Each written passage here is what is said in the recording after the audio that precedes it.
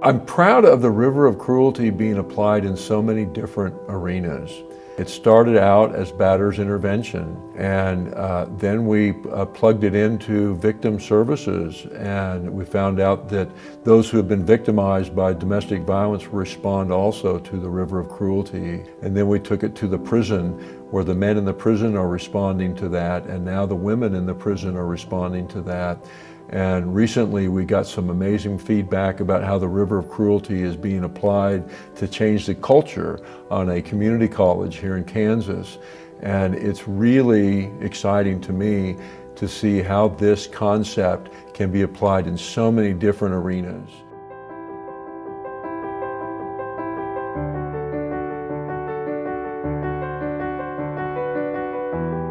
Almost everybody who is cruel as an adult to somebody has almost always experienced cruelty long before they were ever cruel to anybody else. When people experience cruelty, there's adverse emotions that are automatically created as a result of that cruelty. People feel small, people feel irrelevant, people feel dirty, people feel shame, sadness, fear, terror. What we wake up in the morning hoping not to feel. And so I have defense systems to help me avoid those feelings. And those defense systems work. They're effective in helping me to a large degree not feel what I've decided is not a healthy feeling.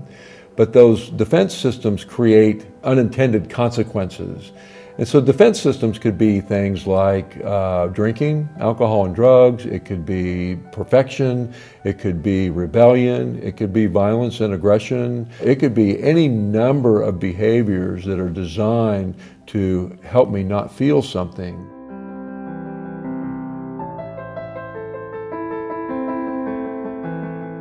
The unintended consequences would be, maybe I intended to get drunk because my grandmother died and I was too sad to tolerate that feeling. My intention was to drink. It was not to get a DUI. It was not to get into a car wreck, to harm somebody. Those are unintended consequences. And we hang on to our defense systems so that they keep us from feeling things, and then we feel like we're out of control as these unintended consequences keep pouring down upon us. These beliefs and attitudes like I have to be in charge or I'll be soft, I have to be the man of the house because if my wife tells me what to do, I'm weak. If people see my sadness, then they'll take advantage of me. All kinds of beliefs that serve to keep my river of cruelty afloat and ultimately help me to keep from feeling things that I have dedicated my life not to feel.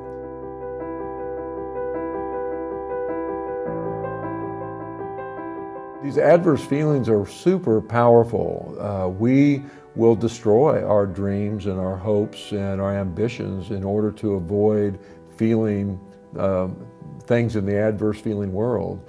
We'll destroy our family, we'll kill ourselves, we'll kill our wives, we'll kill our kids, we'll do things that are unthinkable, all because we don't even realize that we're just so afraid of feeling things.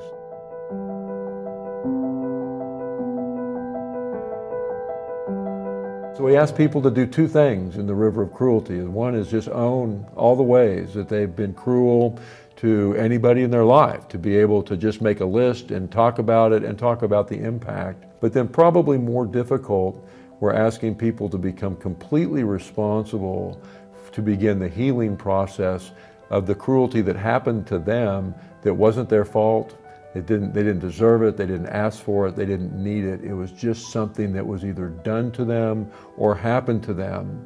And if we don't take responsibility for both, our cruelty that we do and for healing the cruelty that happened to us, then we continue passing the cruelty on from person to person and from generation to generation.